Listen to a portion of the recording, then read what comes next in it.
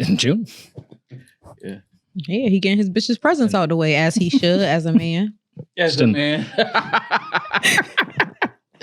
Yo, I never want to hear a woman say "as a man" to me ever again. As a man? As a Yeah, man. stay out of men's business. That's how I feel. I feel the same way, bro. And don't call us males. It's offensive. Anyways, we are back. Sponsored by Boost. Are back. Top of the top. Happy top of the week, or Yes, whenever sir. you are listening to this. Wherever happy you may be. Monday whatever through you Sunday. may be doing. Yeah. I know one thing. It's hot in New York. Listen. It feel like Do the Right Thing outside. Y'all remember watching Do the Right Thing? That's what it feels like outside. You can feel the heat from the TV. Yeah. It's going to be one of them weeks, man. But a lot of people getting killed. Yeah, you know how it go. But you saying that, but you took flights to change the forecast. Yo, quick. Listen, I saw Maul on Saturday, right? He hits me today and says, yo, my flight was delayed. I'll be there at this time. I said, I just saw you on Saturday. I just saw you Saturday. Did you take a day trip on a plane? A little quick one day in and out of town, man. So Paris real quick, go see Beyonce. That was something light. Rory asked me if I went to Paris. I'm like, Rory, if you think I went to Paris for a day and turned around, you're crazy. I mean, that's the life of Maul, though. Nah, no, it's not. That's a sick turnaround. Flying from New York. Is that even possible? Yeah, you could definitely fly to New York for the day. How long? To Paris for the day from New York. How long is the trip to Paris? Same as London, about 6-7 hours maybe. Nah, you're definitely going past your 24 hours at that point. Nah. Getting your luggage, going to see Beyonce. You got to turn back around. You catch the first flight out in the morning from New York. Well, I thought he hopped on the jet with Jay. Well, that's what I assumed when Maul had said that. But then he was like, oh, we were waiting on the runway. I was like, they would never do that to Maul and Jay. Yeah. So I was like, oh, he had to fly commercial. Yeah, I thought I flew to Paris with Jay for his set. Yeah. I promise you I did not. We were all together Saturday, and then he popped up in Paris. I was like, Maul probably went with him. Nah, definitely didn't go to Paris. Would have loved to have been there. 7 hours, 30 minutes, plus the 6 hours ahead. No fucking way. That's a crazy turnaround. That's a crazy turnaround. Yeah, no. Maul said, I don't love Beyonce that much. I said, I don't love Amara that much. yeah. You can't. Paris for the day? I love Beyonce that much. I would have did it. To fly for a day? Mm-hmm. That's crazy. To see Jay-Z perform Niggas in Paris, yeah. Yeah, but not. If I'd have had to use my own wings to get there, I'd have did it. For one day? Yes. I'll stick to the footage. Crazy. I'm not doing that. Like private, it's cool. But yeah, if you flying private like that, oh, then that's great. That's like out of flu economy. Nah, you're crazy. Standby. You're crazy. I'll catch her at MetLife. Yeah, like I'll catch you on where I caught it at Instagram. Like, or I just won't go. Yeah, like, are you crazy? Nah, I'm not doing that. All right, well, you took a little day trip. You know, we won't have to say what location, but yeah, little tight turnaround. Yeah, a little turnaround. Just wanted to go support a friend for the day. He opened the store down. Well, I'm not gonna say where I was at, but he opened the store, so I went just to go support for the day and came right back to New York. That's all. He's hiding the support. Yeah, like damn, why you ain't support that nigga? Like tell us about him. Like you're not there no more. No, it's a clothing You're here. store. My boy opened the store. He opened the store. You don't want to say his like the name of the store? Yeah. Do I have to? Yo. Well, I don't know. Did they give us money for an ad? No. Yeah. You know him and B Simone friends. Did he open a Boost Mobile? No, he did. I wish he did. No, he did not. Yeah, no, I just went to support my homeboy and came back. Okay. Yeah. Had a little fun too? Nah, well, not really fun. Like dinner and back to the hotel. It wasn't nothing crazy. I christened a kid. You did? Your godfather? Mm-hmm. Oh, congrats. As of yesterday, that was fun. Yeah, how was that? It was cool. Did the baby? I didn't do anything. Did the baby get scared when they poured that cold water? No, she did well. Oh, she actually did really well. And it was weird. I didn't know that they're just like pumping christenings out together. Like they must have got a group rate. Yeah, it's like when you go to hibachi. Yeah, exactly. Like they gotta wait for like other families to come sit down. That's exactly what it was. They wait for other families to come sit down. Like, no, we gotta wait. It's 3 more. Then we on the other family's time of like, is everyone here yet? They're like, no. I'm like, but we're ready. Yeah, like, we've been here. Yeah, nah, you gotta wait. You gotta wait for the whole thing to fill up, and then the pastor gets to, You supposed to be my baby godfather, so who child did you? You can be a godfather more than once. That's fine, but mine was supposed to be the first. Well, you gotta hurry up. I know kids. But if they were coming. Yeah. Baby D, why you know me so good? You saw what I was about to get into, baby. Yo, snatched the words out that nigga throat for real. Like, yo, baby D, I was about to fry you up real quick. No. I was about to light you up, baby D. I'm in them close friends now. Thank you, baby D. I know all your business now. I know if It's a fun community. Oh my God, I'm so happy I'm in Baby D close friends. Welcome. now. I didn't know. She didn't have me in. She let me in the club finally. Like Baby D, I ain't snitching. I ain't saying nothing. I'm just watching. I ain't saying What's nothing. so crazy? Somebody I met for the first time on Saturday texted me that you were in her close friends. Yeah. Like this was national news, apparently. I'm in Baby D close friends. Shout out to me making it to Baby D close friends. It was an accident, my nigga. You was not supposed to be Damn, in there. I'm kicked out? Yo, come on, Baby bro, D. Don't I do looked that. in that shit. That shit said Mall. I said, how the fuck did Mall see this? I'm like, but what see, the that's fuck? something I ain't even respond. I ain't even make my, you know what I'm saying? I'm in the cut. I'm just chilling. Same way if I go out somewhere, I'm in the cut. Y'all don't even know I'm here. I'm minding my business. I ain't saying nothing, but I was about to fry you up real quick off that comment. Though, I definitely. appreciate that. Yeah. The children won eventually. The children are our future. Yes, baby. But For sure. whose child? Not anyone that anyone would know. Oh, okay. I mean, like you knew them for a while? Yes, it's preschool. Oh. Like, you know, Baby D, look, you better run down how long you knew this person. Like my mom went too. Yeah. Oh, all right. Oh, so this was a real christening. Oh yeah, for Real. sure. Okay. Yeah, and the whole time I was thinking like, should I bring Amara? Mm-hmm. Because that would be great. They both get along. That's like one of her best friends now too. It's cute and all that. But I'm like, she's gonna ruin this christening. Yeah. I was right. Yo, Rory, I love Rory because he's such a great dad. But what Rory has to learn is everything is not for the kid. We were at Fanatics Fest Saturday. No, fuck. We get in there, Rory was like, yo, and I thought about bringing Amara for us. I said, Rory, if you would have brought Amara to this, you know how crazy it was in there? Now, some areas was cool, Yeah. but we went to the 40/40 pop-up. Okay. That was not for Amara. When I went to the 40/40 pop-up last year, it was way calmer than it was when you and I went. No, it looked like on the Saturday. 40/40 this Saturday, yeah. 40/40 would have said this is at capacity. Yeah. I thought the booth walls were gonna fall down. It was crazy in there, man. I was Rory, looking for the fire marshal. I was like, is this up to code? Because I Yeah. feel like I'm gonna die in here. Who Rory- invited y'all? Because I was wondering why the fuck y'all ain't invite me. Who invited y'all? Where? Yeah. To 40/40 pop-up? To Fanatics Fest. Rory, well, Sean was in town. Shout out to Sean. I went to the Yankee game with Sean. Was that Friday? Mm. Went to the Yankee game with Sean Friday. Sean is from Baltimore. The Orioles and the Yankees were playing. And the fucking Orioles won. Like, look. We got y'all the next night, though. Sean kicked y'all ass 9-0. But we went to the Yankee game Friday. And then when I was at the game, Sean was like, yo, y'all coming to Fanatics Fest tomorrow? I was like, I didn't really plan on it. Sean was like, nah, pull up. Like, you know what I'm saying? Chop it up, whatever. I was like, I bet. Rory gets there. He's like, yo, I'm on my way. I'm going to get there about 2 o'clock. I was like, I don't know if I'm going to get there that early. I wasn't going to go. Once I found out it was over at 7, I'm like, all right, it's like 3:30. I'm like, all right, I could pull up. So I went, met Rory there. Sean was there, seen a bunch of my homies. It was cool. It was a good day. It was a lot of people I hadn't seen in a minute from the city. So it was cool popping out. Lot of rock chains, a lot of secret handshakes amongst them. You know, I was just a cool outsider. It was just, yo, I haven't seen my homies in a minute. What's up, man? How y'all been? That's all. It was a good day, though. And I will say, I'm glad that it's not just us that has the view of you never going outside. Because, you know, a lot of people that know you from rock were like, yo, where's Maul at? I was like, oh, he on the way. Like, no, he ain't. Everybody, no, he ain't.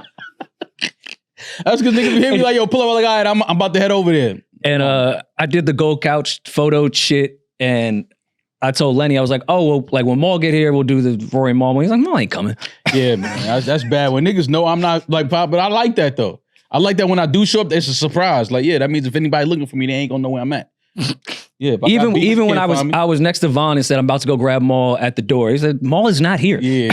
It was cool though. Man. It was definitely cool seeing the homies. We had a good time, man. It was a lot of fun in there. Yeah, I'm happy y'all did. That's good. Y'all had a good weekend. Everybody had a good weekend. Peeje had a good weekend. Peeje, what Peeje did this weekend? No. Peeje, you was playing basketball this weekend? You was in the park? We was at the 40/40. He was in Marcy for real. Damn. Yeah. Peeje From like, yo, y'all where? Nah, Madison y'all Square. not even from Brooklyn no more. I'm in Brooklyn. I'm still in the projects.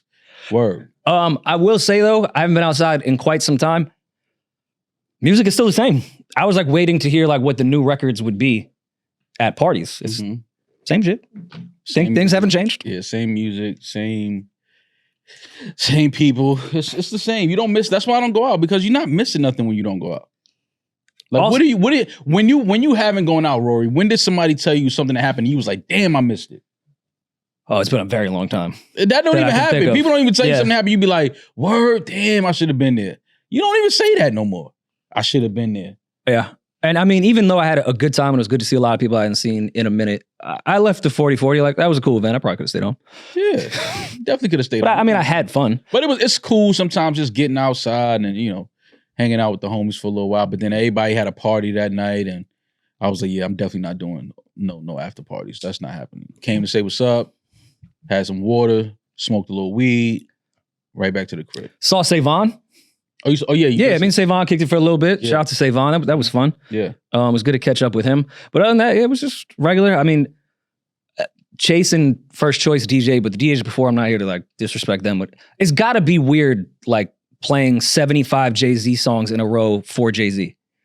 Like the whole time I was like, maybe like, I'm sure Jay-Z likes other music besides himself. Definitely likes other music besides themselves, yeah. Like, you really think Jay-Z wants to hear Empire State of Mind right now? Yeah, that's awkward. And nobody in here wants to hear Like, once Choice and Chase got out, I was like, oh, thank God. New music's like, and I love a Jay-Z set. Don't get me wrong, but But it got to be the right Jay-Z set. Yeah. Not Empire State of Mind. You don't play that on the Jay set. Like, you get into the where I'm from, Marcy, son. You get into those. I don't want to hear Forever Young at 2 p.m. at Fanatics in the Javits Center. No, they were playing that. No, I'm exaggerating with Empire State of Mind definitely played. If somebody would have put on Forever Young, I would have fucking walked out of the Javits Center. Forever Young at a party is crazy. But yeah, I don't know. It was cool. Good day. So West Coast Wilson, Elliot Wilson. Oh, really? Yeah, so West Coast Wilson, man. Shout out to West Coast. Whenever West Coast is on the East Coast, it's always good to see him. Shout out to West Coast Wilson. He hit me. Tell everyone to hit me Sunday. Yo, you going back? I'm like, no. Yo, you going back? It's funny as shit. One day is enough for me. But shout out to Fanatics Fest. It was packed. It was good to see, a lot of people there at the 40/40 pop-up. Shout out to the family, everybody that I saw Saturday. It was good to see people. And the weather was great Saturday. It wasn't too hot. It wasn't too crazy. Really nice. Today is just a whole different thing, though. Today it's like walking outside into the oven and the bathroom when you had the hot water running in the shower for like 20 minutes. And we live in New York City, so it's like after you had the hot water running when you just took a shit. And then there's garbage on the sidewalk. So now we at the garbage. Now when the garbage cooks. Yeah. From being on the sidewalk all day, we at that level. Just summertime in New York. Halal exhaust just pumping out. It's just stink. You know what I mean? You Run get by home, diesel. you got to take a shower immediately, especially if you have on shorts, because you feel like all the bus exhaust and car exhaust flying on your legs, and it's just nasty times. Wash your ass is all I'm saying. Is this a safe space? This is a very safe space. No, it ain't. Terrible Okay. This is you let some people tell it, right? Is it gay? Yes. Yeah, whenever you gotta lead with that, whenever you gotta lead with, is it gay? That means you already think it's gay. Is it gay that when I saw Tom Brady, I said, wow, he's bigger than I thought? Hey. Oh my God. Oh my. That might be beyond gay. Like you might have to go to Pride Week. Like you might have to go you might need a float in the parade next year. Hey, oh. You ever like Peeje, this what you answer? I'm coming out. I want the world. I got 2 more weeks. Yeah. Yo, that is have nasty. you ever had like a thought that you didn't even control and then like question yourself in your own brain? Like I thought to myself in my head, why did I just think that? Yeah. Nastiness. Like I shame myself in my head. Like why would that be your first thought? See, that's good. As long as you shame yourself from the thought. The natural reaction. Yeah. I know he's one of the greatest athletes of all time, NFL quarterback, but I guy's a unit, man. Yeah, man. A unit. Oh. Jesus. Calling a man a unit is crazy. Fucking sick. He's a unit. Ugh. Have some shame, will you? I mean, he's also standing next to Mark Wahlberg, who I thought. Another unit? Yes. But I said, smaller than I thought. Hey. All right, bro. You was just having. He'll still whoop my ass, but I didn't know we like I was taller than him. Oh my God, that is crazy. But yeah, that was. That's what you was at the Fanatics Fest thinking in your head. And you know what made it even gayer? I was holding a Douce Espresso Martini. Oh yeah. At that point, you might as well just put on some leather chaps with the ass out. And I ordered it because I was like, I didn't know those existed, and I ordered it to hate. Mm-hmm. And then I took a sip, and I was like, this is delicious. Yo. I was like, cognac and this is not. I was like, Yeah, they did something pretty with that. good. Yeah, pretty good. Started tingling. Baby D, where you was at Saturday? You saw the close friends. I went to I went to Sojo. I went to Jersey to the spa, to Sojo Spa. Was in their infinity pool and sauna and all of those things, just really relaxing. And then I went to dinner. Me and Alex got taken to dinner, and Alex got taken to dinner. Me and Alex got taken to dinner because people know that we're a package deal. And then we got taken to a strip club. And we were at the strip club. It was empty. It's some strip club called Dream. That's how I know I'm not an outside girl no more. I didn't even know that existed. It's in Queens or in the city? In Queens. Mm-hmm. So we went there and, we had some money, threw some money and went home. You threw you and Alex's money or? Nah. No, they got, you didn't hear when she said we got taken to dinner. And they got taken to a strip club. Don't you love when they're a package deal? That means Boost Mobile followed them around all night. Yes. Shout out to Boost Mobile for sponsoring Baby D's dinner and strip club night. Shout out to Boost Mobile. Unlimited talk, text, and data for $25 a month. That's how she uploaded the video to her close friends. Exactly. Yeah, it's unlimited. All that data. It's unlimited data. Absolutely. Exactly. So it was cool. I had a good night. I was home by 2:00. All right, Baby D. Baby D was home by 2. I know. No wonder the strip club was empty. You went at 7 p.m. I know. No, we went at 12, and I was like tired. I was yawning. TT can't be out that late no more with these YNs. I can't. No, TT, huh? Yeah. Anyway, Alex Haliburton, damn, hated had to be Haliburton, damn, is hilarious. It's a damn shame what happened to Tyrese, ain't it? Yep. Damn. Another one bites the dust. Well, Tyrese Haliburton. Well, he blew that's what, the 9th Achilles tear this year? As much as I hate him, I don't want to see his career end. No, I don't either, but it's still fuck him, but I'd hope for a speedy recovery. Well, first and foremost, before we do that, congratulations to the OKC Thunder on their first championship. Thank you for beating the Pacers. Shout out to Shea on an incredible season, one of only 4 to achieve what he did this year. Mm-hmm. So shout out to him on an incredible season. But also prayers to Tyrese Haliburton. He did they announce it that he blew his Achilles? Okay, yeah. So it's been announced that I felt like that after Game 5 when he was grabbing his leg. I'm like, anytime you see an athlete grab that lower leg, non-contact, you just fall.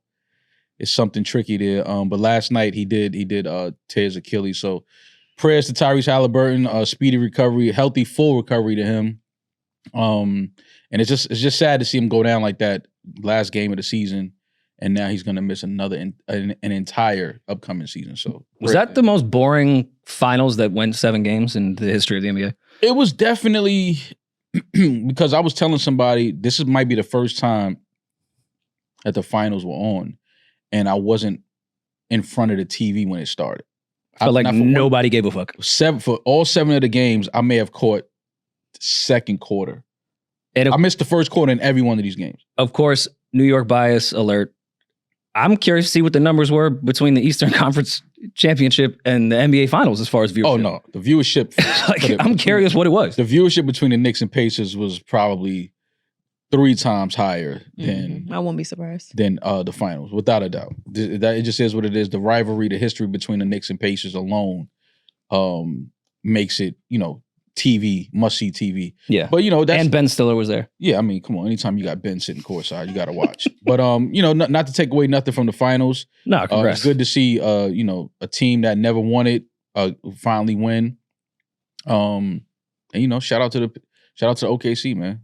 I don't know what they're going to look like next season, though, because a lot of teams is making moves. Kevin Durant's in Houston now. Well, I mean, is the rumors true that you were the one that, in fact, told him at Fanatics Fest that he had been traded?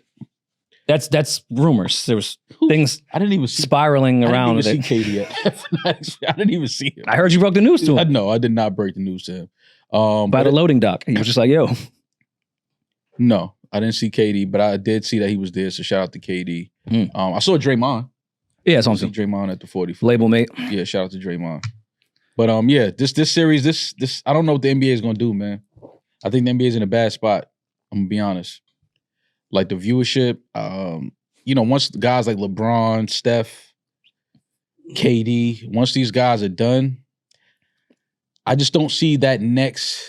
Because as much as I love Shea's game, I think he's a great player. I just don't know if it's box office, if it's must-see basketball. Anthony Edwards may end up being that. We'll see. But I'm with you. The same way I feel about rap and superstars, I feel the same way with the NBA. I love things Luka. are just changing. I love Luka's game. I don't know what his game looks like in LA. Yeah, I don't know, man. I just, just thinking about the fact that this is the first finals where I missed the first quarter in every game. Didn't rush to get to the TV. Like, when the finals is on, you at the TV, you mad if you missed the first quarter. It was in the background yesterday. Like I'm knowing the game is on and I'm just like, all right, like I'll catch the second quarter. Like it's just, it wasn't like I had to watch the game. Now the games were good. The games were, close for the most part, but it just wasn't, it wasn't must-see TV for me. But I am happy that OKC won. I did want them to win, so I am happy that they won. I feel like Jim Jones got more traffic over the weekend than the NBA Finals. Yeah, I think so. What's up with our guy, man? Listen, love Jim. Friend of the show. New York legend, Harlem legend, Bronx legend. But Jim got to be trolling us at this point, right? He got to be trolling us. This was the thing. When I saw the clip initially, I was like, oh, had to have been taken out of context. Let me watch the entire thing. No. Same as the clip. Yeah, but he got to I was like, nah, there must be another point here or whatever. Nah, he doubled down on it. No, because this is why I know Jim is trolling. Because he posted a video of him when he first woke up in the bed and he was laughing like, look, all I got to do is say something and I'm the talk of the town. Like, that was the day of, I think, Summer Jam. You know what I mean? Yeah. The day of Summer Jam. So, yeah, Jim is just trolling, man. Jim is trolling. But I love that he initially said that let's pull out just the Billboard submissions and everything. And then that was debunked within, 0.001 seconds. Yeah. And then Jim came back and said, yeah, I was wrong about that, but everything else I was fucking right about. I was like, Jim is bugging, but I fuck with him. He trolling, man. Jim is having fun, man. He know how to get the internet going. And, listen, man, that's just the time that we in now. It's just, just shake the internet up, get everybody talking. Well, with the rumors that Nas may be on this Clips album, we're not sure. Do we think that's why Jim's just randomly shooting at Nas? No, I think where does this even come from? I know he was talking with Joe and Jada about it, but why hone in on Nas? Him and Nas have always had a little... He was on the Kofi list? Yeah, they had a little funny... They've always had a little funny energy between them. I don't know where it is today, but years ago, Nas even addressed it like, why would I ever even diss? Like, why would I sit down and take time to diss Jim Jones? Like, that type of thing. Like, what was initially Cam and Nas, and then obviously Jim being loyal, hopped in, but he just kept even Cam was like, nah, we cool now, and Jim was like, nah, fuck that. Yeah. They've always had a little weird energy between them. So maybe that has something to do with it. But I think, Jim is he know how to get shit going on the internet. And that's what this is about, man. It's about, getting traction, getting attention on the internet and, doing what you got to do as a result of getting that traffic. I mean, he said it on his IG story yesterday, initially, it was a troll. Of course it was a troll, man. It was like, this is how you get headlines. But I mean, all right, cool. I get it. That's the game now. I mean, even with certain titles for our YouTube, you play the game. But why that? But you play the game. That's such a weird one to land on. No, but that's why I knew it was trolling when he said it. I'm like, Jim knows that that's not true. He know he don't have more Billboard entries than Nas. He knows that. He knew that before when he said it. It's not like he thought he did. He know. You as an artist, you know how many Billboard entries you have versus an artist like Nas. You know that you don't have the more entries than Nas. And Jim is super smart. That's how I know that was just an in the moment thing. Because his explanation didn't make any sense. He's like, my son can't name a Nas song. It's like, okay. A lot of sons can't name your song. Yeah. Where are we going with this? Yeah. No, that's just troll, man. But it was fun to watch, man. It's entertainment. That's all it is. Did you see that Styles and Jada are kicking him out of the meteorology world? Even though they're all being friends, I think something is afoot, no pun intended. Styles and Jada doing the weather now? They said it's over for Jim. Styles said, my foot can't even go that fast, but...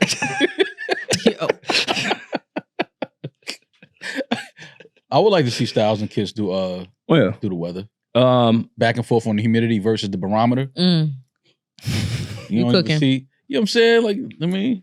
Listen, you guys know how much I love Jim and how much I think the second half of his career has been incredible. He has been going after Styles P, Pusha T, and Nas. Look at the three that Jim landed on. Listen, them the real big three, probably. Those are just three people you should just leave the fuck alone. Styles and Nas. Yeah, that's a tough three to rap against. That's a tough three. You gonna have a hard out with those three for sure. Even Hov would be like, all right, the three of them, no, I think I'm cool. Yeah, like that's kind of at the same time. Yeah, that's tough. You don't want that problem. But I mean, we'll see. We already know that there's a Jim diss coming on the clip shit from the Whips and Chain song. Mm-hmm. So I don't know. Are you allowed, since Jim already replied to that because it was a leak, are you allowed to re-reply once it goes on TSPs? I mean, once somebody diss you, you can respond whenever, however you feel. At that point, I don't think there's any rules to that. If you feel like you want to keep engaging that beef, then you'll do that.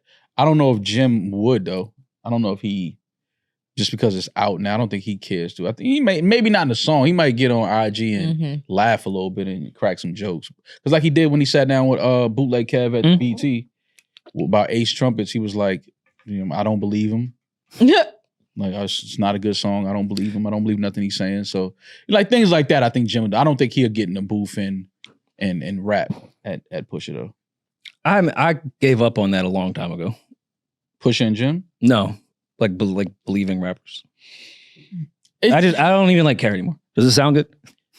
Well, yeah. Of course, authenticity will always be the number one thing, and you can see the difference when it's there. But, like, I don't particularly care. It matters, though. I know what you're saying. It does, but it's not the end all be all for me anymore. It's not. And I'm not saying about Push Miles. I have no fucking idea what their actual real life stories is. I just know Push says that shit better than 99% of rappers when it comes to the coke talk. But this is where it gets tricky. And why would I be the one to be like, is it authentic? I feel you, but it gets tricky when, say somebody like, and I'm not saying Pusha did anything in real life, but somebody like Pusha, you know what his content is, you know what his style is. Mm-hmm. If none of what he's saying is real and he really did any of that, versus somebody who maybe doesn't rap as good as Pusha, but talks about the same thing and really did it. But those are few and far in between. Again, I don't want to make this a Pusha thing, but like Jeezy, he was like, yeah, he probably did that shit. And he could rap well. But there's plenty of guys that did that shit and they suck at rap, so I don't really give a fuck. And like, at what point what's the amount of brick that allows you to talk about it? Like, do I think Push was a kingpin? Probably not, but I'm sure he probably sold coke. So where are you allowed to talk about it or not? I mean, it just depends. It's 92 bricks, like but it over under? Oh, all right, so we got to go back to what hip hop has always been. It's always been about telling your story. Yeah. Or your experiences and what you see and so you want to be as close to authentic and as close to real as possible. Now it's entertainment. So when you throw the entertainment value in it, you embellish some things and you dress some things up to make it entertaining. But the foundation of what you're writing and what you're saying in your songs and in your rhymes, the foundation has to be as close to authentic and real as possible. I agree, but there are also entertainers that, do I think Nelly had the street sweeper in St. Louis and was clearing out blocks? No, but I think the hook's incredible. Mm-hmm. Then you also get some real authentic shit from him too. But yeah, of course, embellish. Embellish. You got to embellish entertainment. You got to embellish, man. Hulk Hogan didn't have 42-inch pythons. You know what I mean? He didn't, but fuck, he was in the gym. He looked great. Listen, I still believe that Kiss's bathtub flips over walls doing 360. I do believe that. Okay. So that's why, like, when J1 tweet, that's my guy, but like, you had walls doing 360s when he was growing up. Like, I just knew where Kiss lived and I knew that wasn't real in that building. So it was like, it never landed. You know the housing codes of Westchester County, and that's not up to spec. That's not real, but it's hard. It's a hard bar. It sounds great. Like, you know what I mean? Like, I get it. But yeah, outside of the gym thing, there was a lot of great music that came out on Friday. Rhapsody Madlib, Nick Grant, Took It Personal. Incredible project. Rap album of the year so far. Yeah, I like it a lot. Nick Grant, I like it a lot. Personal. Definitely rap album of the year. There's not too many people that can rap better than Nick right now. I agree. Like, as far as just rhyming, schemes, hooks. I love the fact that he's one of the few rappers that still does his hooks. He's just for the type of rap and hip hop I grew up on, Nick Grant he's just an enjoyable listen for me as a personal hip hop consumer. Like, I just love listening to that type of rap, that type of style, that type of content. So yeah, Nick Grant, I Took It Personal, available now. Support real rap, support real hip hop, and So get back to rhyming, man. Real raps. Terrace Martin, Kenyon Dixon, Come As You Are came out. Shout out to Terrace Martin. Kali 47 came out. I didn't know Juicy J and Logic have a joint project. What the fuck? Why everybody was like, what the fuck? Okay. Shout out to Juicy J and Logic. Juicy J and Logic have an album? Yeah, it's called Live and in Color. Live and in color? What? Logic knew what he was doing here. Of course he does, man. Another person that. What color is he? Living. He's in living color. That's what he is. That's such a random. What's funny is like Juicy J and Logic. Because I love Juicy J's beats so much, this project might be dope. Oh no, Juicy J. He may pull Logic back a bit, and you got to listen to that just because that's so random. Yeah, I gotta hear what they did. Like, let me hear what who introduced y'all. Yeah, like I want to know the whole where's they roll out their interviews at together. Like, I want to hear how this project came about. Yeah, but I know a lot of great music. Reason I Love You Again, his extended deluxe, I guess. Kaylee 47. Yep, she out now. And then Erykah Badu and Alchemist. Go ahead. No. I'll wait. Go ahead. Erykah Badu and Alchemist put out their first single for their joint project, and you guys tore them the fuck apart. No, really? Oh, they released the first single? Yes. Which is great. Alchemist flipped realness beat. Erykah did what Erykah always does. Beautiful record. They also put out a visualizer with it that was created by AI, where they're like cartoon figures, but not so much a lyric video, but visual to put to the record. And boy, did it break hip hop's heart. They wasn't feeling it? They told Al, we're never even listening to Keep It Thorough again. Why? They were fucking smoking Alchemist to the point that I had to go back. I was like, wait, did I miss something? And like, this is Erykah's with AI voice, and like, he took his own beat and put it through AI, and they were like telling the world that. Yeah. And then they're like, no, it was the video. I was like, all right, man. You know I'm anti-AI, but the shit that they were getting over the weekend was like, dog, there's bigger fish to fry. You saw Timberland's sorry ass apology. Let's focus on that. Yeah. I didn't see this. This is just normal. That's like a normal visualizer. The people were, they have to be outraged on the weekend, especially. They were suggesting that they could have hired a real artist to do this, and they put somebody out of work because of it. And cool, you may have a point there, but there's so many other AI issues that we have. I just don't think that a visualizer for Erykah Badu and Alchemist is like where we need to focus our outrage at.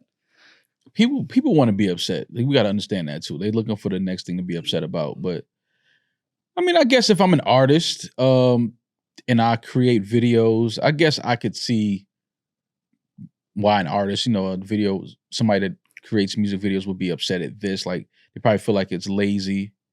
It's just like, I can see why they would, the same reason why producers would be upset at Timberland for, leaning into AI to make music. I can see steal it. Yeah, I can see how, they'd be like, nah, this is just a lazy, like you could have got a real person to put together a cartoon visualizer for this video. I can see how some people would be upset. I get it. I understand it.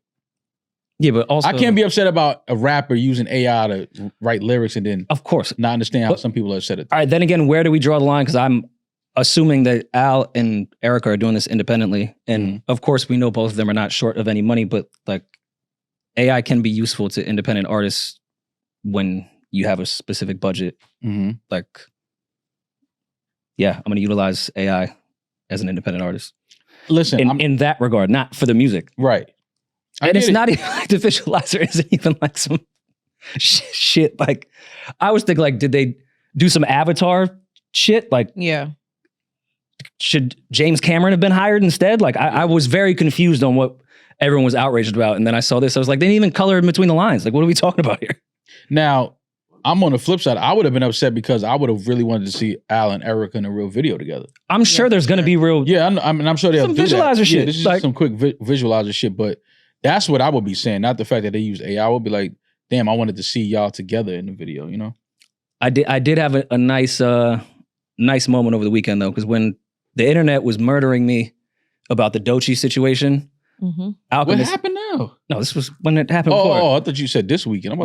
When I just saw you. Like, I just saw you Saturday. I just saw you. What the fuck happened? When the internet was killing me, Al was in my text having a blast. He thought it was the funniest thing in the world. All these laughing emojis. Oh, right when I saw that, even though I was defending him publicly. Yeah. When writing his text, I said, "Yeah, your turn now." Yeah. Yeah. Just sit your ass in the fire. Al. Go ahead, it's hot. Sit and get your talking to. Hot. It's hot. Yeah. But the song is dope though. I like the song. It's fire. Yeah, I love, really, love really the good. record. You know, in the office when Michael goes, my turn. Yeah. Sent that right over to Al. Yeah, you got to do that. No worry now. Mo, have you ever signed up for a phone plan and thought, wow, this is a great price, and then you get your bill in the mail and it is way higher than they advertised? Feel like I got shammed. That does not happen with Boost Mobile. You pay $25 a month forever. That's unlimited talk, text, and data starting at just $25. 5G speeds not available in all areas. After 30 GB, customers may experience slower speeds. Customers will pay $25 a month as long as they remain active on the Boost Mobile Unlimited plan. Me and Peeje just got word. The great Cardi B is dropping her album September 19th. She made the announcement. Okay. Dropped the cover and everything. We out fucking side. Can we pull up the cover? Yeah, no, it's just called Am I the Drama, Cardi B. We outside. Just letting y'all know. Okay. So also on Friday. So we got a date. September 19th. September 19th. Cardi B, the album. Long anticipated, long awaited follow up to the hip hop. AI better not have fucking done that cover. Go ahead. I'm sorry.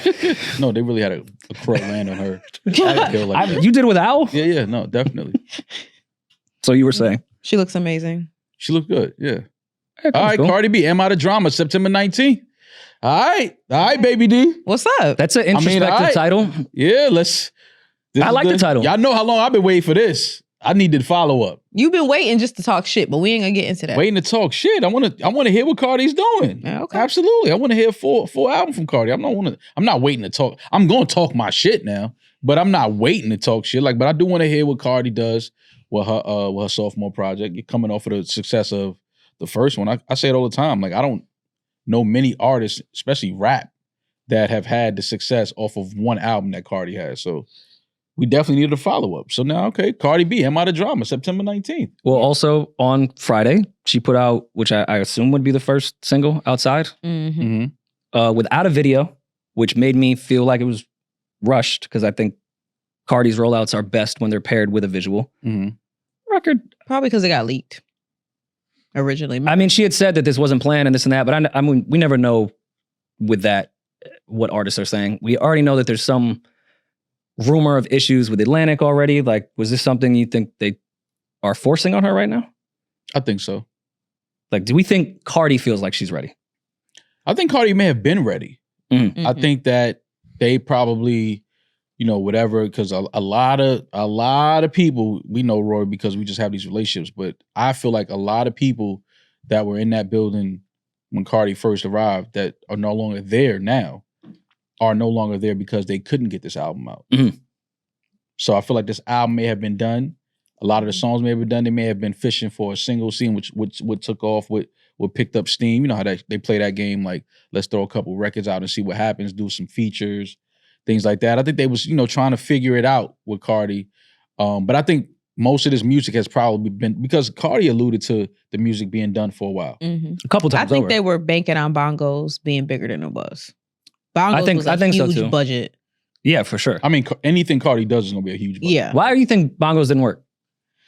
I don't know why, because I loved Bongos personally. I thought it was a cool record. Yeah. I don't know if it was because it was released at the wrong time. It gave summer record. If I'm not mistaken, Bongos was released maybe a little bit later in the year. I can't remember the exact date of when it was. I remember it being probably around, I was at the Tizo show, probably around September of 2023 or something around that time. So yeah, I think it would have been better as a summer record. September. September is the summer. It's the end of the summer. Yes, I think if they would have put it out in May, June, I think it would have been a little bit different. But I don't know why. I don't know why I didn't work. Do y'all really believe that though? Believe what? That if a record is quote unquote a summer record and it doesn't drop like the beginning of the summer, like So if it doesn't take off, you can kind of lean on that. Like, it was a summer record. They put it out the end of the. I think that good music is. I don't give a fuck what it's doing outside. Well, I mean, anytime because niggas gonna party and shake their ass. We done see niggas shake ass 365. If a record is big and it's dope, it don't matter what it's doing outside. Like it's gonna be a hit. Yeah, sometimes, but some records you need to hear in certain settings. That was a Caribbean-based beat. Like we needed to see women outside in the summer shaking ass to that. And I feel but even WAP though, being in the middle of COVID still worked. Like, but WAP worked for multiple reasons. WAP was huge. Outside of it being a good song, it has huge shock value. And the video was huge shock value. Like it was just a lot. I mean, that's part the reason why I think Bongos, I'm sure by data, like if Cardi pulled up Bongos, I'm sure, yes, it worked. But we're talking about like the momentum of going into an album. Mm-hmm. I love Megan's part on Bongos, but I think they were setting themselves up for fail. Like, how do you top WAP? Like, even though Megan did great on that, I think Cardi should have picked somebody else for it. Because now it's like, all right, we have our expectations at this. Mm-hmm. Are we getting WAP part 2? Like, I'll just go listen to WAP then. You're just setting unrealistic expectations when you have a single like that with the two of them together. I can understand that. It is very hard to top. They smoked that video, record school. Like they did everything right, I feel like, but it just didn't connect. I'm scared for Cardi. I'm nervous too, just because I personally feel I don't have any information. I feel like she's being rushed right now. Yeah, I'm nervous for Cardi for a number of reasons. Outside they just threw it out. Like yeah, like it just feels weird because again, obviously the entire label. As far as the people that have been there that probably worked on her first project, are no longer there. They're definitely all gone. That might be the difference between Kaiser and Julie versus the Grange family. Because they were like, all right, when Cardi's ready, we'll put this out. Grange just came in and said, yo, you putting it out. Whatever's on your hard drive, give me 14 and we're good to go. And that's where I'm nervous because, you can't rush the artist if the artist doesn't feel, and there's nothing worse, and you can attest to this, where you actually put music out in the marketplace. When you rush an artist and it doesn't work, that is the worst feeling for an artist because they're like, I didn't even want to put this. Didn't want to do this shit. Let me fail on my own. Yeah, like I didn't even want to do this. So for that to happen, for them to put Cardi's project out. But on the flip side, maybe she is ready. Maybe she's been ready. And yeah, she's finally getting her chances. She's taking it. Now it's here. So now she's probably like, all right, cool. Like, let's get this shit out. The only thing I'm nervous for when it comes to Cardi is female rap is not doing what female rap was doing when Cardi first dropped her album. No one is, right? No. That wave has kind of, I don't want to say it's over, but the way things are marketing wise and the success that their singles are having and their albums are having like off first week, it's a completely different trajectory. The dominance is gone. Yes, the dominance is gone. And what I don't want for her is for her to not reach what she did previously, because that's just very unlikely for anybody to reach what she did previously as far as the success of that first album, because that was an anomaly. It's not like, oh, I can do this and let me get better. Like it was like, no, you hit one hell of a lick. You had the perfect album at the perfect time and the perfect climate for female rappers. Like it was literally the perfect storm for that album to do what it did.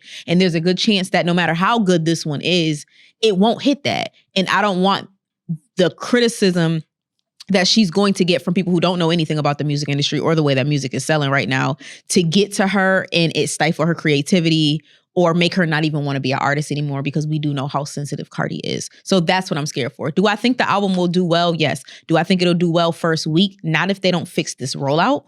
But I do think that Cardi is known for making good music, and I think over time the sales will grow the same way that Doechie's did and that Lotto's did or whatever. But I just don't want her to pay attention to metrics that don't really matter, that the stands and the fans are pushing on her, and for her to feel like she failed personally. It's just, but this is, and this goes back to, a lot of people try to paint it like I was hating on Cardi. I love Cardi, from the same town. I support her no matter what. But when you have the success that she had on her first one out the gate, it's hard to match that. You can grow towards that, but the success she had off the first album, like what else is there to accomplished after that. You know, you get what I'm saying? It's like she got everything off the first album. The looks that she got, the awards that she got, the accolades, everything is, she already has it. So now if this second album come out and she doesn't get those things, is that a failure? That's what I'm saying. But that's why I always land on the side of just let the music be dope. Fuck the accolades, fuck the metrics. Yeah. Let the music be dope. Gotta develop more as an artist. Like the Doechii. I didn't even know that was, you know, y'all know I'm terrible with titles. That Anxiety record, I didn't even know that was Doechii. I had no clue that was a Doechii song. I hear that when I go in any department store, that shit is playing. And I'm like, wait, that's Doechii? I'm thinking just rap when it comes to Doechii, like getting her bars off. So to hear that, this is why you say female rap is not, because now you have to do more than just rap as a female. Give us some melodies. Give us some more pop. You know what I mean? Like lean a little more pop. So now I don't know who she worked with on this project. I'm sure they had the best of the best in the room with her though. So we just gotta wait to see what I'm not paying attention to the sales, if she gets nominated, because she has all of that in her belt already. You know what I'm saying? I just don't want her to. I want the music though. I want the music to be great. As long as the music is great job, Cardi. All right, so we just pulled up the pre-save link on Apple Music, and it appears that track 22 and track 23 are up and WAP. Now that scares me a bit. Bodak Yellow was how old by the time Invasion of Privacy came out? It was a couple years, but at that time, the streaming rules were different, and that was helpful. It went towards your total. They have now changed that rule. So had that rule still been here, I would totally get why WAP would be on this album. But the fact that has shifted scares me. Because what benefit is Up and WAP being on this album really going to do in the scope of things? Now, to be fair, they are the last two tracks on the pre-order track list. So I don't know if, you know, as far as the listen of the album, if it matters. But I don't like that though. I don't like Up and WAP being on this album. Can you think of a time when there was a regime change at a label and an A-lister put out a project immediately following it? I cannot think of a time. No. Typically, when they do their musical chairs shit and people become different presidents or whatever, typically if that president signed you, you're getting dropped because the new regime is like, yo, I didn't sign you. You're not my act. I'm starting to take that on. But Cardi, of course, is A-list. So A-listers are going to stay there. Like, it's not like they were going to drop Justin Bieber when L.A. Reid left. Like, of course they're going to stay. But I've never heard of them putting music out right after there's a new president and a new system. I don't know. This is all odd. I hope it's great. But outside, I don't know if that's the one. Maybe it'll grow. Maybe with a visual. It's a cool record, and I don't know if just a cool record is it right now. And which is fucked up to say, because it's, you know how hard it is to make a hit fucking record? It's like one of the hardest things in the world. And so to just say put one out, Cardi, is crazy to say, but I don't know if Outside is the one that like is gonna lead the momentum that is needed when you don't even know your new label president and you're just announcing shit. But that's why I like what you just said about hit records. And that's why we have to start giving more, let's say, applause to the artists that consistently do that. It's not easy to make a hit record. No. Consistently make hit records is not an hardest fucking thing. No matter how talented you are. So we got into a space where it became everything else other than the music. You know what I mean? Like, let's have a public relationship. Let's, you know, go viral on doing this and do these dances. And then it's everything dressed up around the record, the hit records. Records can't stand by themselves. The records can't stand by themselves. So now, with this situation with Cardi, again, A-list, has all the accolades already off the first album, achieved things that most people in her genre will never achieve. Every song was on Billboard. Like, she has all of that. She had like 10 hits on that, which is insane. So now, sophomore album, first album since all of these accolades, had a lot of features in between it, good records in between it, but this is the first Cardi B album post the success of Invasion of Privacy. Now we got to get back to where are the hit records on this album. Looking at Up and WAP being there, I don't like that, but hey, it's 23 tracks, so those might not even matter. But Maul, that's an oxymoron. Like what you just said was let's pay attention to music and not really pay attention to hits. But then you saying, all right, well, where are the hits? Because the 2 songs that Cardi dropped in between that we thought when the album we thought was coming last year, those were really, really good songs. Like objectively, those were really good songs, and they both came with a big visual. Which songs are you talking about? One of them was the freestyle, and the other one was the one that she kept teasing. I can't remember exact names. If Josh can. Freestyle was dope. That was one that Offset directed, right? I think he directed the video. So. Yeah, that shit was hard, but it was also a freestyle. I don't even think Cardi in the label was like, this is a hit. I think it was, let's feed our fan base in the meantime. Yeah. I don't know if that was. But they were, I mean, like Bongos, they were like, this, we're going to treat this like a hit. I think the freestyle joint that Cardi did was just to feed the fans at the time. Yeah. Which was hard, but like, they didn't do much post promo after that. Okay, so yeah, one was called Enough Miami, and like Enough. I like Enough. I liked Enough a lot, and I think it was a good record. But like I said, it's really tough with female rappers right now, and I think that they're trying to, when she's dropping these songs, they're trying to judge their immediate success off her past immediate successes. And it's like, not even. You got to push a record. You got to let a record grow. Just because she's a superstar, treat this like this is just her sophomore album. Like treat her like this is her sophomore album. They're like trying to treat her like she's fucking. No, you can't do that, baby D, because you can't just treat it like it's just her sophomore album. When it comes to pushing it, yes, you can. When it comes to how you push it and how you grow it, why can't you? Because the success she had on the first, she is priority.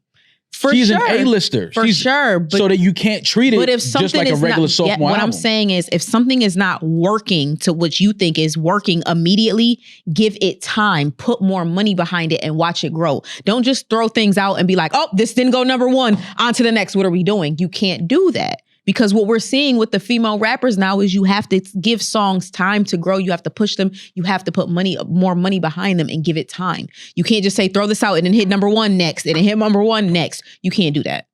It's not going to work. That formula is gone when it comes to female rap dominance. We're out of that time. But I don't even like saying female rap dominance. I think rap, period. Yeah. Well, yeah. Yeah. But I'm just talking about the years when the females were running rap. When you had the Cardi, the Megan, the Lotto. Like they were taking over everything. That was all you heard. All the number 1 songs were female songs. Like, so that's over with. That wave has like passed. So now it's like you got to treat it like regular rap where you're going to have to put some money behind it and some time behind it and some appearances behind it and let it grow organically. Not just it didn't hit number 1 like everything else did the first time. But they gave Cardi time to they put joints out. She had time for something to take. And that's what I think they were doing. I think they were throwing joints out, trying to see what took off. Because I do feel like most of this music that we're going to hear, Cardi had been recorded this music. So I think they were just trying to see, again, because of the success of the first one, the labels had to wait until she put something out where it looked like it even had that type of heat. And that's what I'm saying. I don't think that's going to happen in this climate. So they need to come up with another way. But again, if the music is good, it don't even matter. Yeah. If it's not, if it's the numbers... If the numbers aren't as big, I mean, it matters to the label. It matters. We're gonna keep it. It matters to the label if the numbers are not where they want them to be.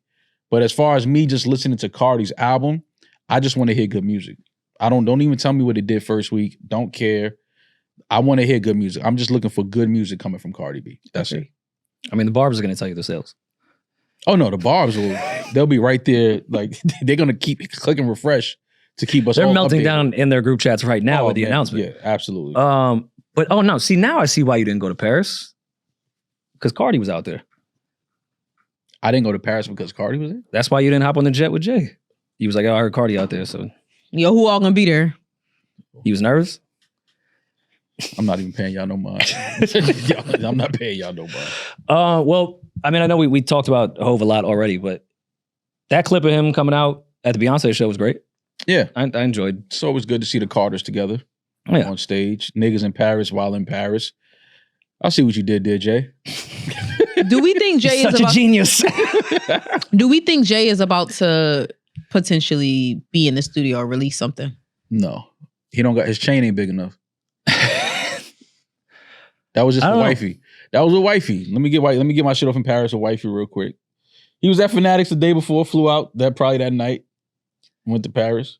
That's what I'm saying. Like it ain't just let me just hop on stage with wifey like that. There was a lot of thought and I don't think Jay wants to be affiliated with none of this rap shit that's going on right now. I don't think he wants his music in the market space next to any of this shit. I truly don't believe that he's recording anything. I don't think he's recording any music at all. I think he always records, but it's about just catching. Like he puts together albums pretty quickly.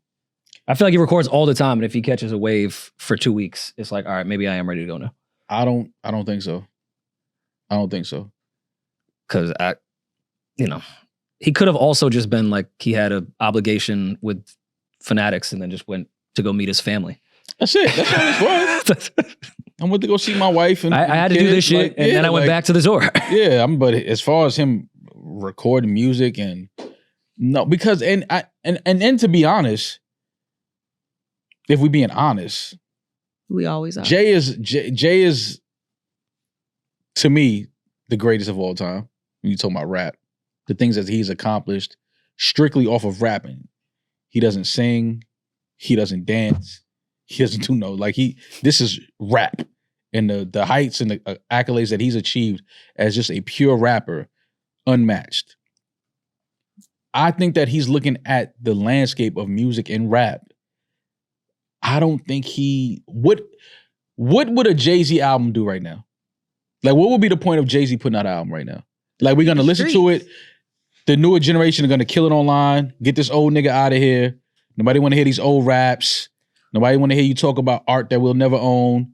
They did that with 444 though. Who gives a fuck? But this is what I'm saying. And then a week later, people are not even talking about or care. But I think Jay would put an album out if he wanted to. That's what I was getting at. Like, yeah, of course, there's no. It's always if he wants to. He don't need to. Anything I'm saying, Jay-Z does in life he'll get out of like 444 off the self-reflection, therapy, relationship. That's what that was about. That was, of course, it was marketed because it's the two biggest fucking artists ever that happened to be married and talked about their relationship after Lemonade. But that put it out because that was for him too. For him. Yeah, I'm saying he would have to find that reason. I don't know what that reason could be because I'm not Jay-Z. But rap in the market back then was in a way better place than it is now. Sure. So what I'm saying is we know he doesn't need to do anything. He doesn't need to put no music out. He doesn't owe anybody anything. He doesn't have any dates to hit. Like when it comes to that, everything has to be whether he's motivated, whether he's inspired, whether he's, he's looking at where things are and it's like, okay, cool. I like the energy in rap and hip hop right now. I like, just the tone of it, what's going on. Let me add to that. I don't think he's looking at any of this and is motivated and wants to add what he does to any of this. I think obviously this is in Paris, his song, Niggas in Paris, his wife sold out fucking stadium in Paris. It's a moment. This is like just a family having a day in the backyard. Like he was just hanging out in the backyard with his wife and his kids. Like that's what that was. But as far as new music and recording, I don't think Jay is doing any of that. I think he's too entrenched in other shit outside of music. I mean, if he's motivated and inspired, I hope we get one, but I'm not banking on it. Yeah, no, I don't think. I'm not banking, but I'm begging. I'm praying. And I prayed on Haliburton downfall and that happened. So you said there's Super Bowl rumors of Jay performing at Super Bowl? Yeah, I saw that.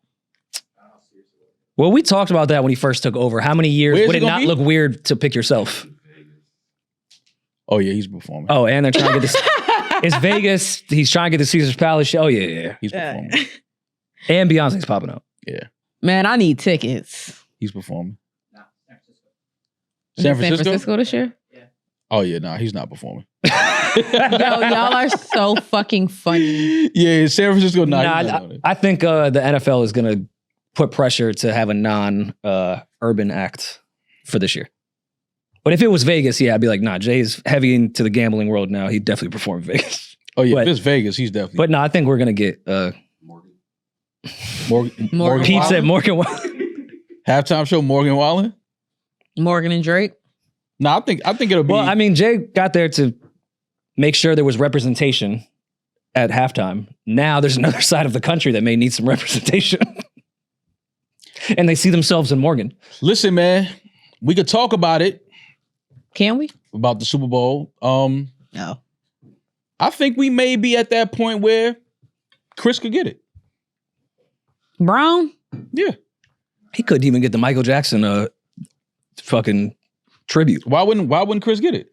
We already had this conversation. Yeah, I'm like 4 times. And listen, I'm with you. Chris deserves it, but I think everybody's passed. if Quavo doesn't have anything to do that day, I'm sure Quavo has something. I met Quavo before you came. Yeah? Yeah. But I was like, nah, chill, I'm with Chris. You said that? No, I didn't say Yeah, I know you didn't. I know you said it. Chase is just like, I was like, he has no idea the fuck I was. What's up, man? Yeah. One of those. All right. What we really need to get down to is not the Super Bowl. Can you just take B. Simone to Bloomingdale's? You got Bloomingdale's money. I know you do. I seen your wallet. Was that the store that you went to go see on Sunday to support a friend? Yeah, he opened Bloomingdale's. My homeboy opened the Bloomingdale's. You gifted B. Simone and Bloomingdale's? Little small shop he opened called Bloomingdale's. Nothing crazy. I mean, I don't want to laugh at someone crying about not having money because I know what the fuck that feels like and it sucks, but I'm still confused by this entire thing. I'm not going to go listen to the whole episode. I want to make that very clear. There's no research here except for the clip that everyone has saw.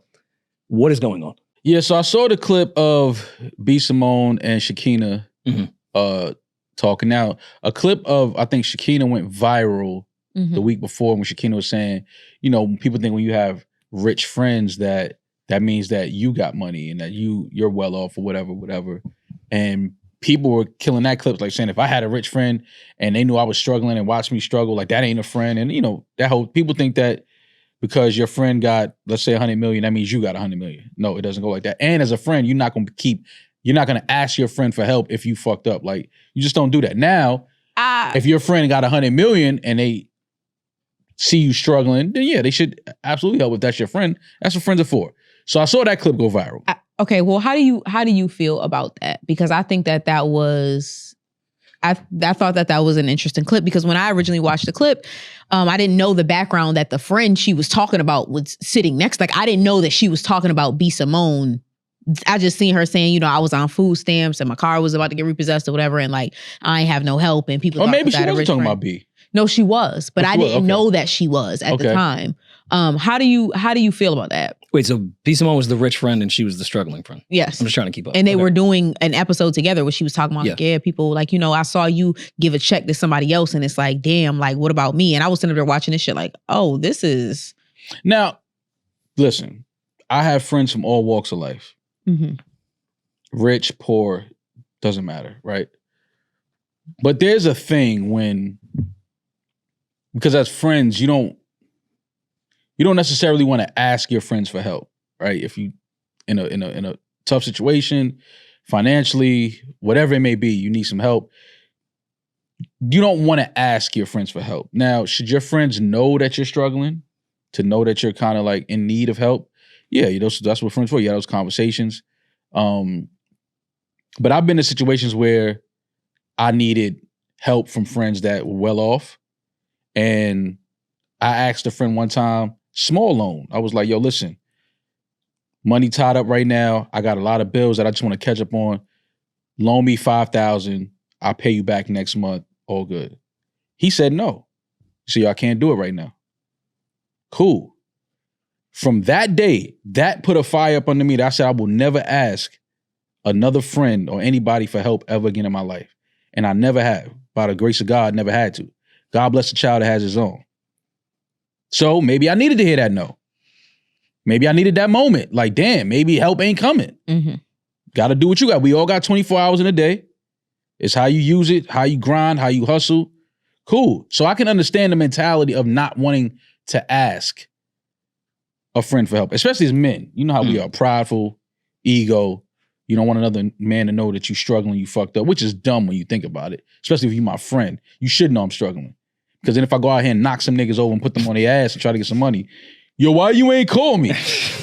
I did, nigga, and you said you ain't have it. Like, so I had to go put this fucking 4-5 in the nigga face and get it. Like, you know what I'm saying? I had to do what I had to do. The reason I was out of town the last month. Exactly. You know what I'm saying? But, you know, so I can understand how people don't want to ask friends for help because you just don't want to, you know, be put in that position to have to ask anybody for anything. But or make the friendship awkward. Yeah, because it's not... So many times it doesn't happen when you ask a friend for money and they say no, and then now the friendship is fucking weird. Now, for me personally, yes, our friendship changed. I got to be honest. Our friendship changed after that.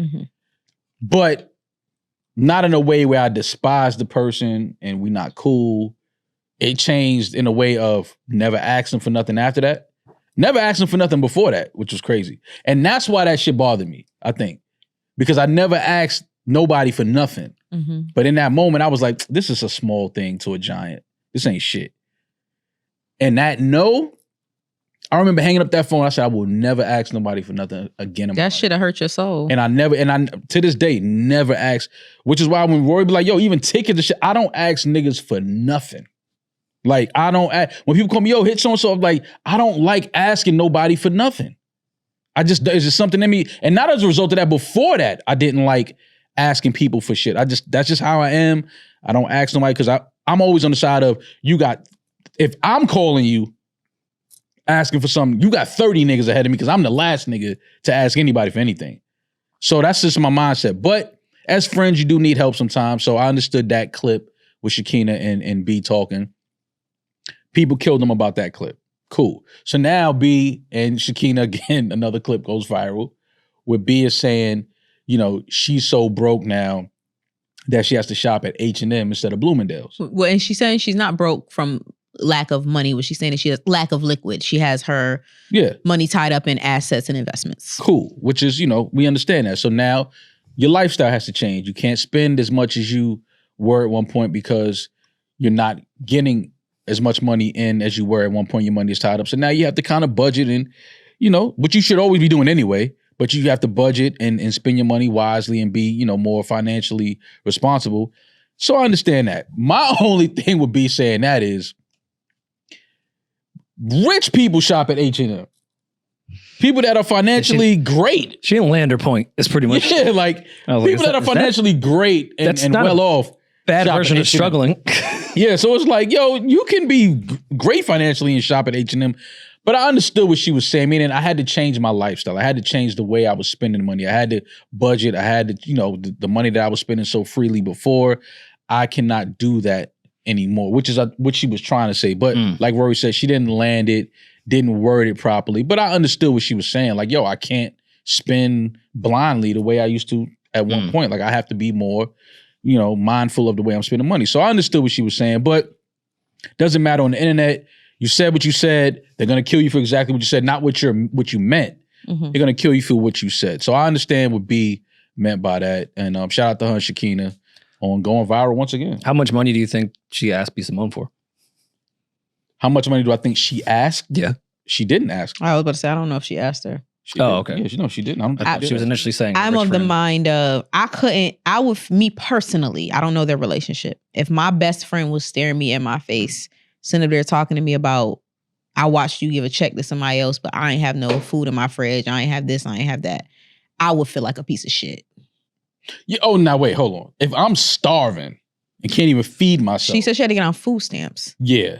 Then at that point, if you have a friend that's well off, like now again, because I've seen this too, baby D, people be struggling fucked up and you don't have no idea. Some people's front game is immaculate. Mm-hmm. I got personal friends that I'm like, yo, bro, why you ain't just say something? We could have went to Whole Foods and filled this whole shit up. Like, you know what I'm saying? But again, people had this pride and this ego. Yeah. They front game be strong. They don't want people to see them struggling. It's a real thing. And I understand it because I've done it. Now, I ain't never opened my fridge and just seen baking soda in that motherfucker. Like, nigga gonna eat. But I've done that. It's like, listen, and you don't want nobody to know. You don't want nobody to know. Don't want nobody to know. I mean, it's whack though because the baking soda is funny. I'm so sorry. That's just so accurate. Yeah, but it's real. Some people open their fridge, baking soda, celery. You're not even doing nothing with celery. You better dip that bitch in some peanut butter. Y'all ain't see. Y'all ain't been real. That came with the side of wings like, that you stretched out for 2 days. Why you got celery in the drawer? You trying to keep the celery fresh too. Throw that shit out. Not even on the right climate shit. Throw that shit out. You're not eating celery. I know this nigga. Or not some pineapple, some peanut butter or some ranch to that bitch. It'll get you through a night. And that's all we trying to do is get through the night. Get through the fucking night, yo. Get through the night. That's the motto a lot of niggas live by. See, I don't want to be around them type niggas no more. Niggas that's just trying to make it to tomorrow. They focus and energy is different than It's going to be your B. Simone clip. No, I'm just not saying I don't love it, but I can't be. It's just because they willing to do anything. For sure. You get what I'm saying? It's like, and you don't want to be around when they get that moment of fuck it. Like, this is the moment, like, y'all got to do it now. You don't want to be around when the person that is on their last feels like, yo, it's now or never. Yeah. Because you might be the now. I was going to say, once you turn them down for money, they also know your patterns because they're your friend. You start looking like a plate. You looking like a plate. You looking good. Skin looking good, nigga. You gaining weight. I just saw your IG. You was just in Turks. Mm-hmm. Niggas throwing shrimp at you. All kind of shit going on. I'm in here celery.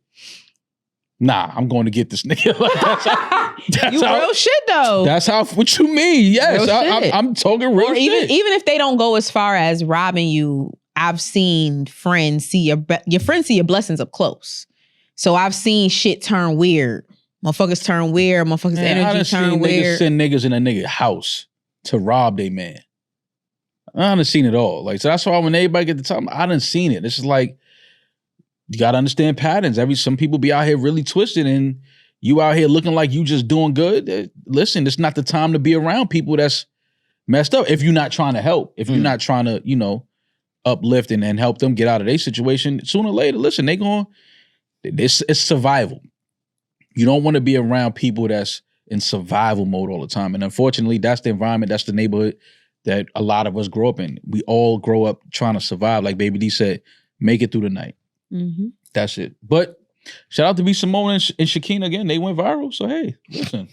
That's a check right there. Hopefully she give her friends. I was about to say, give her friends some of that ass. Listen, money. man, go watch the pod. You know what I'm saying? Get B. Simone back in Bloomies. You know what I'm saying? Fuck it, run it up. Why not? Those are my people. Shout out to B. Simone and Shakina. Yeah, and I'm happy that B. Simone's struggle is going from Bloomingdale's to H&M. Yeah, glad she's eating and B, cut it out. Yeah, like, B, cut the shit. I hear you. I've had cutbacks of a lifestyle, certain times, certain months. So I'm like, I can't do that now. But I just keep it to myself. Yeah. Well, I mean, that's a podcast. She's sharing, her life. But you just have to be aware of how it comes across. But people, even if she said that, people gonna find something to kill you about. That's just the nature of the beast. Like, you say something, you can be as honest and vulnerable and, as sincere, and people gonna get the clip and you know how it goes, Rory. Absolutely. They shit on you. You think you better than everybody. Like, shut up. And it's just like, I'm just giving you my real account of what happens in my life. That's what I'm doing. Don't ask for my honesty then. Yeah, like, you know what I mean? Like, all right, so next time I won't be vulnerable. Yeah, all right. Listen, man. There that goes. Vulnerability out the window, Rory. No worry now. This is an ad by BetterHelp. June is Men's Mental Health Month, and my guy, it's time to talk. Men today face immense pressure to perform, to provide, to keep everything together. So it's no wonder that 6 million men in the U.S. suffer from depression every year. Men are also less likely to seek therapy than a woman, which means depression among men often goes underdiagnosed. If you're a man and you're feeling the weight of the world, the strongest thing you can do is ask for help. Talk to someone, anyone, a therapist, a friend, a loved one, because real strength comes from being honest about what you're carrying and doing something about it. Therapy can help you find a way, and BetterHelp makes it easy to start. Take a short online quiz and connect with a qualified therapist from the privacy of your home. Every man deserves better. Visit BetterHelp.com/Rory Mall for 10% off your first month. That's BetterHelp, HELP.com/Rory Mall. H&M got some great shit. I just want to love H&M. Get good suits in H&M, man. Yo, I get most of Amara's clothes from Old Navy. Mm-hmm. Have y'all been at Old Navy lately? I've been they got some shit. I be walking past the men's section on my way to the baby shit. I'm like, nah, I got some drip in here. Yo, Old Navy's kind of fire now. Yo, listen, I always talk about how hard it is just to find some good plain jeans, not the jeans that look like you about to go on stage. Good plain jeans. The Gap still has some of the best good plain jeans. Just jeans. Like, I just want some nice jeans that sit right on my sneaker. Mm-hmm. Wear them with a t-shirt. Don't look like I got 4 platinum records. I don't want those I don't want platinum record jeans. Yeah, I don't need rips on my thighs. I'm 35. Want those jeans. I want regular jeans. The Gap is still one of the best in the business when it comes to regular jeans. Levi, regular you denim. can always get classic denim from Levi. Oh yeah, Levi's great. Definitely. But Levi, I feel like they were doing the price gouging before anybody. Levi, when I was a kid, I felt like was affordable. And then when I got older, they tripled their price. Yeah, they were inflation before inflation. Levi used to be cool. That shit, you might as well go to fucking the Diesel store at that point. Yeah, Diesel still got good denim. Like there's a lot of stores that have, again, there's a market of people that just want regular jeans. We don't want to look like we coming out with smoke and pyro. I don't want pyro jeans. Regular denim, please. Thank you very much. Don't distress my denim. I just want, no, you can get a little distressed, but don't go distressed crazy. Stressed. Yeah, I'm stressed, so my jeans should match. My thighs will distress it. But like some of these jeans, it's like I'm not wearing, and then the wide flare bottom, I'm not wearing those. Listen, man, I don't think I've worn denims post-COVID. I just gave up on denim after. Once I didn't put jeans on for a year because of COVID, I was like, I'm never going back. Yeah, but you're not going, but again too, because not the fact that jeans just they don't make them as comfortable as they once were, but you just not, the denim market space is just not attractive to you anymore. You'd rather wear comfortable pants, trousers. He love breaker. That nigga love a breaker. Yeah, like joints like these, like incredible. Throw these on and just like, yo, I'm not like, all right, man. Denims, it's like, you walk outside with some of these jeans, you're supposed to have a whole backline behind you, drums and guitars. Like, I'm just going to the store. like I'm not performing anywhere. I just want regular jeans. No, the way that dad weight fluctuates weekly, like, I don't even know if I'd be comfortable buying denim because I would probably have to jump in it the following week. Ugh. And then the week after that, it'd be too loose. And Beyonce. Yeah. Oh, listen, I was a medium large in a t-shirt for most of my life. I be asking for XLs now because I don't know what my body gonna look like on Tuesday. Yeah. Like, just give me some flowy shit. Yeah. Like, I want to be able to move. Chicken nuggets all night and fries. Like, yeah. I got no sleep. Yeah. I ate Amara's leftover chicken nuggets that she didn't eat, and I slept 2 hours. Yeah. So, before we do get to voicemails, prayers to T-Rex. He had a seizure on stage at his battle last night. Yes, prayers to Rex, man. Yeah, that was I get why people post that stuff, but I also kind of wish they wouldn't. Like, I watched that by accident. They had the video? Yeah. Oh, yes. I hate shit like that. I can't watch that. And you ever, like, look at a video and don't really read the caption? So I'm just thinking it's a battle. It was tough to watch, to say the least.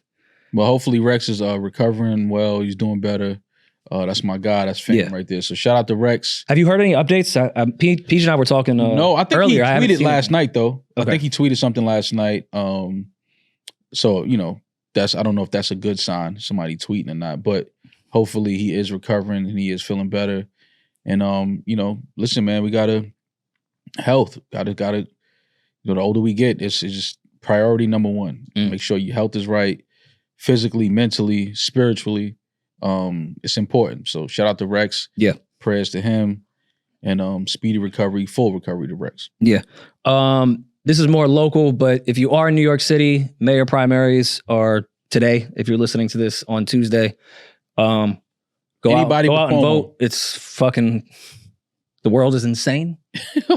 Anybody but Cuomo and Adams again, please. That's all I ask. Vote Bianca Cunningham for city council if you are in the Brownsville area. Thank you so much. Brownsville, Brooklyn? Bianca Cunningham. What's she gonna do? She gonna clean up them parks? Parks need cleaning, Bianca. Bianca, parks need cleaning. Get them niggas out of there. Niggas want to do push-ups and dips on that every light. Get them niggas out the way. She's gonna be the mother of Mother Gaston. This is not the please. I'm sorry. Shout out to Bianca Cunningham. Oh my Lord. I know that's Demaris' people, but like, I got to see some policies before we start shouting out people. First of all, I gave the rant. She could be crazy. I gave y'all the rundown of the policies already, so I had already done that. But if you need him doing them again, she's a former Verizon wireless worker who led her coworkers in 7 stores across Brooklyn to form a union together and join the CWA, making them the first unionized retail workers in the company. She's really big on union workers, really big on education, like fixing the education system in New York. She has a whole bunch of policies. It's very easy to look up, BiancaForBrooklyn.com. So BiancaForBrooklyn.com. Yes, all right, so fuck it. We voting for Bianca Cunningham then. It's all good. We behind her. But yeah. Anytime they try to fix the schools in New York City, they just give them another charter school. Yeah, that's it. It's the only fix. And then build it right in between the dope house and the fucking the methadone clinic. Like, Look, they're not in public school anymore. Like, nah, they are though. they are. And I know this block real well right It's not here. private. Harlem loves them a charter school. God. You telling me. But every time I go, I'm like, what is this? Now it's a charter school. This is Lexington Avenue. Like, this is the hood, man. Get this shit out of here. Charter school. Well, yeah, everyone vote. And I mean, I know there's also primaries with other states. So get out there and, I don't know, hopefully make your vote count. I don't want to be sinister. I'm encouraging people to vote, but I hope it works out. Yeah, man, listen, go vote and go pray right after you vote, man. Prayers to the world. Prayers to the world. Oh yeah. We need that. Like, I didn't know how to be specific on that. Like, just, I don't know. All of us. Just the world, man. Just everybody. Prayers to the world. Prayers to the world. We are the world, is what I always say. We are the children. We are the ones to make them right. We're laughing, y'all. We know that. Ever this shit since ain't that song, funny, we've been fucking but everything up. Oh, man. You gotta laugh to keep from crying. You really gotta laugh to keep from crying. Why are you crying, baby D? Because of the state of the world? Listen, Don't cry, though. no, I almost cried before you showed up. I found out that Iran was sending missiles to U.S. bases via Shade Room. And I was like, what am I, like, I don't even know what to do anymore. I have no words for it. I know I'm a podcaster, I'm supposed to have words. I just like don't even know what to say anymore. Why? Yeah, Like at first I was like, oh fuck. I mean, of course the retaliation was gonna happen. Like, I'm not stupid. They were gonna hit back. But then I was like, why did I find this out on Instagram on Shade Room? Because yeah, that's what Justin you get LeBoy shown shouldn't be updating me on the Iran-Israeli conflict. Yo. Like, I just shouldn't be getting that from Justin is all I'm saying. That's all. But yeah, prayers to I the don't know. world. Is CNN Fox any better? Right. Exactly. Like Hollywood Unlocked might be the best way. Isn't Jason Lee, isn't he a councilman or something like that? He was running in his hometown. I think he won. I don't keep up with like Northern California politics like that, I think Jason Lee might be. no, I wasn't sure. Like I remember when he was campaigning, we talked about it. No, I think it was great what he was doing. I think watched he his won, interviews. actually. I think he got voted in. I think. He was taking that shit serious. But I mean, shout out to Jason Lee either way. I know he really cares about the community, but you know, I don't know. We'll see what happens. Is Curtis Sleewell in the bill this time? You gonna vote for Curtis? You gonna vote for Curtis? I'm coming in here with the hat on. Get you a good red beret. A red. What is it? What is it? A It's red beret. A red tam. It's a beret. It was a beret. Yes. It's a beret.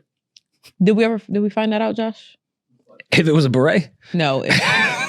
If he won. Jason Lee. Yeah. Jason Lee. I think he it's all won. good. I mean, I think we congratulated him on his win. If I'm not, I could Probably. be wrong, but I think he did. I think he won. Okay. Well, congrats to Jason Lee. I'm sure he probably didn't. I think. Oh, no. All right, here we go. Yahoo News, not Shade Room, November 6th, 2024. Jason Lee elected to Stockton City Council. Yeah. See, I knew. Okay, I remember congratulating Jason Lee on that. Yeah, shout out to Jason Lee, man. Do you keep up with any of like the mafia YouTube world? Like, do you know who John Alite is? John Alite. The name sounds familiar. Yeah. So he worked with like John Gotti Jr. He ended up flipping and testifying against him, and now he's like a big YouTuber or whatever. I mean, he's admitted to killing like 35 people. He's now the councilman in a town in New Jersey. Oh. John Alite, former Gambino crime family enforcer turned mob turncoat, was sworn in Wednesday as a councilman representing the sleepy town in the New Jersey borough of Englishtown. He turned his life around. Ain't that what rehabilitation for? That's what jail's supposed to be? Yeah, baby. I don't think you can go from like. Can we look being up a the part of the crime population of Englishtown, New Jersey? I'm sure there was somebody. that he killed, that he clipped. No, that's someone that could have taken that role as city councilman. I'm not saying there should be, redemption and this or that, but like, dog, imagine 2,500 people live in Englishtown. Listen, if our president's a felon, so whatever. Yeah, it doesn't matter. Obama committed so many war crimes. Yep. John Alite's just on par for a politician. Listen, if John Alite can get voted in as city councilman, I'm just saying Chris might be on that Super Bowl stage. Is all I'm saying. Yo. That's all. I'm just saying, man. I think people get over, move past things, and people forgive. Is all I'm saying. That's all I'm saying. Oh no, I think Puff gonna be in the next election cycle. Oh my God, that would be crazy. Yes, all right. Would it? Yeah. At this point, yeah, would it be? But anyway. When y'all told me Cuomo was running for mayor, I'm like, he stepped down because of sexual assault allegations. Like, that he's back to run for mayor? Listen, man, all I'm saying is Chris Brown might be in San Francisco and Santa Clara come February is all I'm saying. And then Rihanna might be a special guest. Yeah, and Rihanna might be a special guest. Listen, man, it is what it The is. simulation, I don't know. I feel like God running out of shit to do for real. Like, God, Listen, like, I just for saw- my next trick. I just saw Charleston White fight one of the Island Boys. This is not real. Yeah, no, I've been told y'all this is a simulation. None of this shit is real. Do we have any voicemails for our simulation? You've got mail. One voicemail. Sponsored by Boost. Thank you, Josh. Yo, what's up, Rory, Mom, Baby D, Peeje, whole fam? Quick question outside of relationships. If y'all was making a playlist for kids as far as showing them actual real hip hop, obviously edited, what songs would y'all pick? What artists? I got a homegirl. She wants me to add some songs to a playlist for her sons. I got a couple. I got Jay-Z, Hard Knock Life, Nas, I Can, Tribe, Can I Kick It?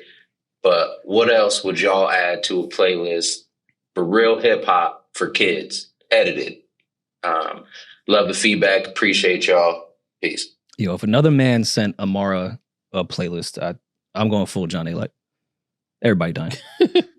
Well, me trying to teach them about hip hop. I think that's actually pretty cool. Like, imagine if Maul compiled like a list of like must hear hip hop songs. Yeah, from but Mara. Maul isn't dating her mother. Oh, that's what you're saying. Fucking kill a guy. Send my daughter. Nah, I know hip hop. I got it. Don't send my daughter a fucking playlist. I think that you got to put Will Smith on there.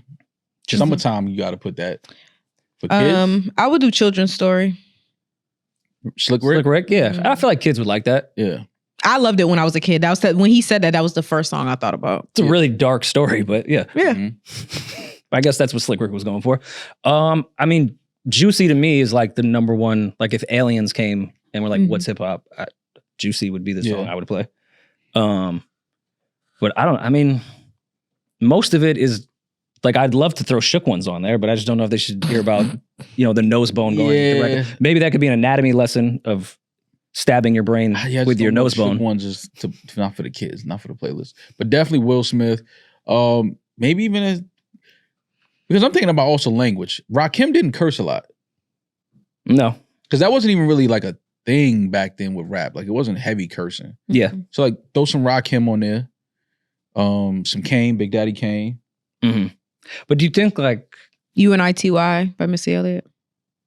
By Missy Elliott. Oh my God, Queen Latifah. I don't know why I was thinking about Missy. Like, did she remake that? Queen Latifah. Yeah, I thought you was putting me on. Like, yeah, I didn't even know she Missy recreated. sampled that too. I don't know. Yeah, I must have just read her name or something somewhere, but Queen Latifah. Yeah, UNITY, Queen Latifah. Do we think like even with the young ears Reminisce, that they would Pete care Rock, about that? CL Smooth. Yeah. Reminisce. They would love this. One of the greatest hip hop beats ever. What's funny is that old school hip hop is more for kids than anything because else. the content and the language wasn't as vulgar as it is now. Yeah. Okay, but what from the next generation would you play? Because that would be tough. Well, you said Jay-Z Hard Knock Life, right? He said that? Yeah. But even like the Definitely some contents of Nas. that outside of the hook is like for adults. I feel like Nelly might have something that you can throw on there. Nelly for sure. What's the Tim McGraw song? Over and over again? Yeah. Over and over again. Because for she's sure. all in my head. I'm going over and over again. Bonafide hit. No, that was my That shit was shit a right fucking there. banger. Because she's all in my It's a head. classic record. That was my shit. Tim McGraw came out there. It was all in my head. Go ahead. And then after Nelly did Ride With Me, that little country shit on Country Grammar, we're like, there's no way he can do it again. Ride With Me. That's good for the kids. Oh, you want to ride with me? Okay. Yeah, that wasn't too vulgar. That wasn't crazy. I believe the hook is about fucking. The edited version of Move Bitch Get Out the Way. I think that's the Is it just the edited beat? version is Move Trick. And I actually don't think that song is that bad without the chorus, if I'm not mistaken. I want to do like a doc about where are they now with all the Kids Bop kids. Like, where did they end up?